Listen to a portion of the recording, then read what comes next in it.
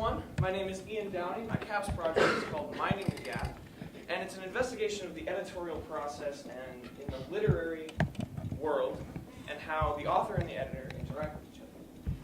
So I have always been fascinated with storytelling and writing, and so one thing I really wondered was, how does a story from one person's mind change when it's exposed to other people's minds? So what does an editor actually do to a story when they edit it? And so I did three things to investigate this question. I wrote a book, and I got it professionally edited. I wrote a short story, and I created a survey where I asked the general public to edit it.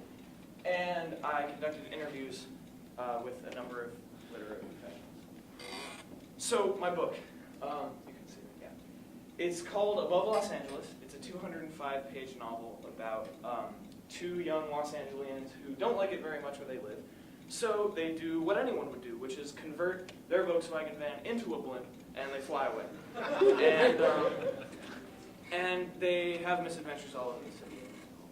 So I went through a number of different rounds of editing when I was going through the process. First, I printed out my manuscript, and I went through with a pen in the library and fixed it up as best I could. Then I gave it to Mr. Finnegan. He edited it, and then I went through 3 rounds of editing with a freelance editor that I hired named Leanne, who is great. The short story I wrote is called Alva and the Elephant in the Room, and it chronicles the last few hours in the life of an ivory smuggler before he's killed in a deal gone wrong.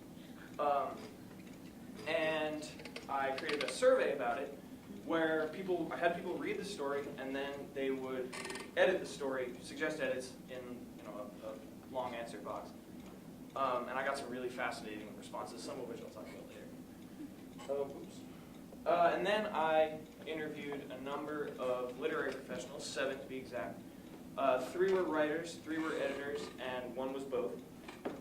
The writers I interviewed were Beasley Daniel Kincaid, Glenda Garland, Tom Early, and Heidi Pittler, the wife of Mr. Giordano.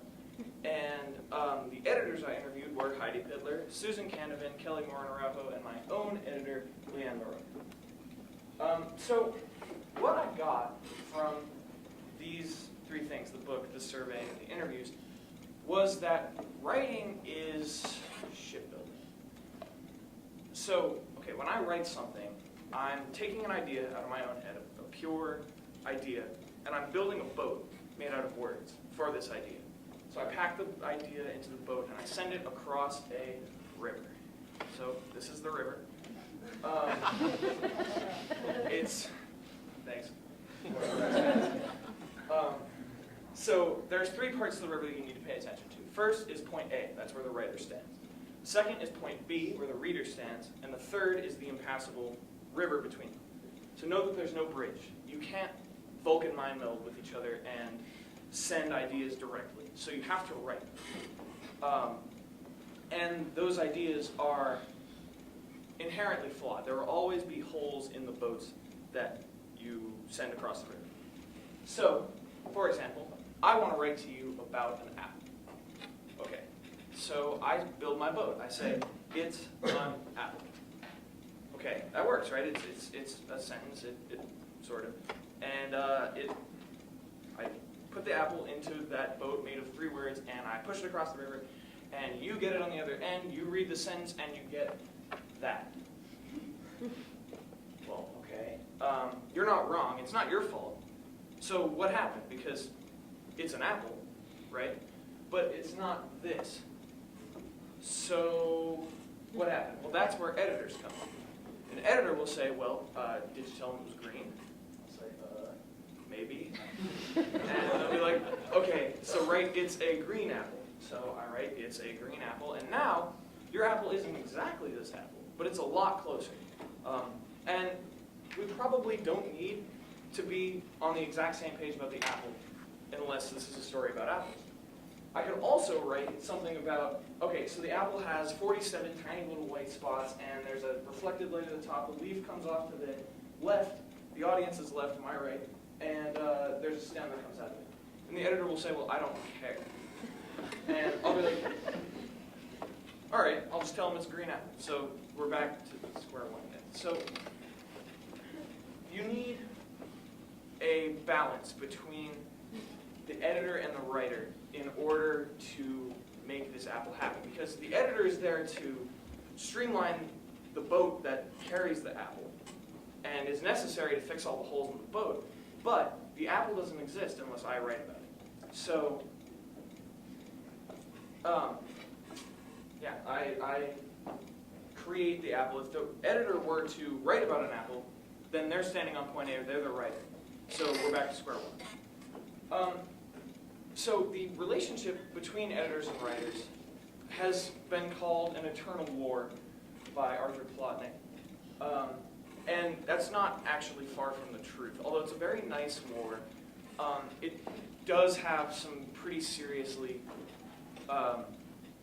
problematic aspects. And this compromise between editors and writers is often tipped. The balance is tipped. And there's two ways that can happen that I chronicled and I saw very frequently during my presentation. The first, I call defending Jacob. And it gives too much power to the writer, the person standing on point A. So Defending Jacob, for those of you who don't know, is a book by William Landay, who lives in Newton, where a father's son is accused of murder. And the father, throughout the entire book, is unable to fathom there might be something very seriously wrong with their son. Now, usually, writing is not this serious. However, writers are inherently unable to fathom that there might be something very seriously wrong with their work.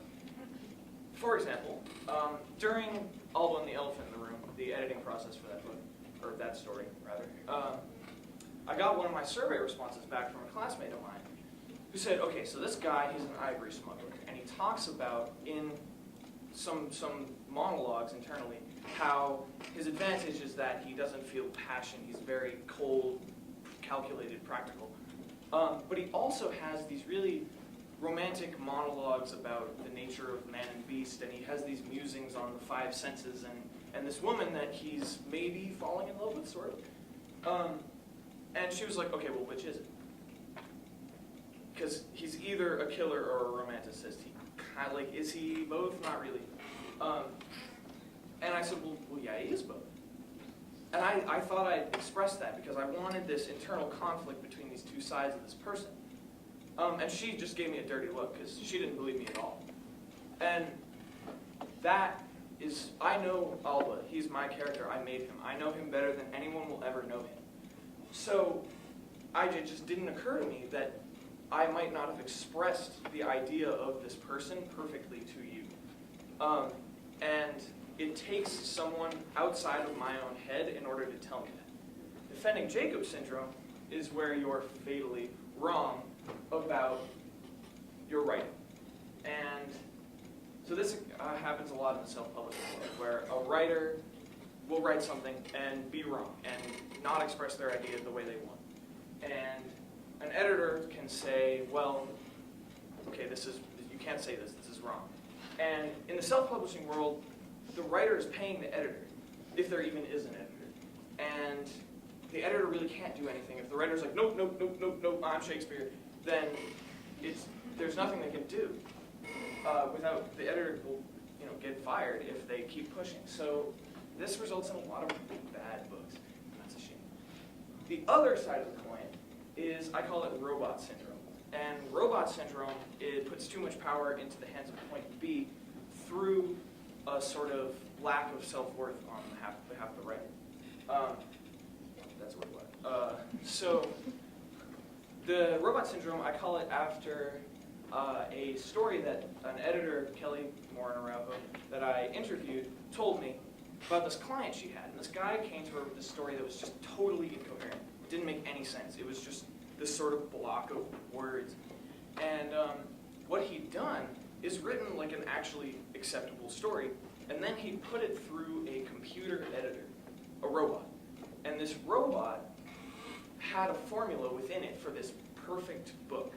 And one facet of that perfect book was what the robot called transitional language.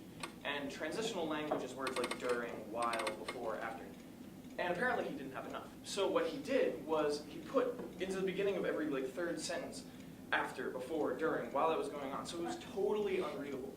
And poor Kelly had to have him basically hit undo until he was back to having a real book. And while most editors are actually people, this happens a lot, especially in the traditional publishing world, where if an editor tells you to do something and you're not exactly sure about it, a writer can acquiesce to that decision before actually standing up for their own work. And while editors are usually right, this can allow for editors to steamroll over stories that have the potential to be really good. So a really egotistical editor, if the writer is afflicted with robot syndrome, can just run right over them. And that's a shame. Thankfully, in this eternal war, there are alliances, one of which I made with my editor, Leanne. And these alliances can make good books, if I do say so myself.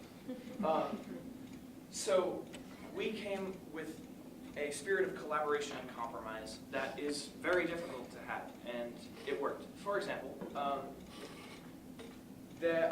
Above Los Angeles takes place in a city that I've never been to. I've never been to LA. Leanne has lived there her whole life. So she called me within 10 minutes of getting the manuscript and was like, hey, you've never been to LA, have you? And I was like, I drove through there once. She was like, yeah, okay. So there's a lot of stuff you need to change. And I was like, okay, just change everything. If there's anything that smells fishy to you about setting at all, I will change it. And I did. So I let her just roll right over me because she's right. I know LA through Google Street View. So there were things like, for example, the characters at one point go from out over the ocean to Dodger Stadium in like 30 or 40 seconds. Anyone who's been to LA knows that you can't do that. That's not possible, even if you're flying in a van. Leanne actually calculated, for my benefit, that they would have to have been going 504 miles an hour in order to get there. And I was like, okay.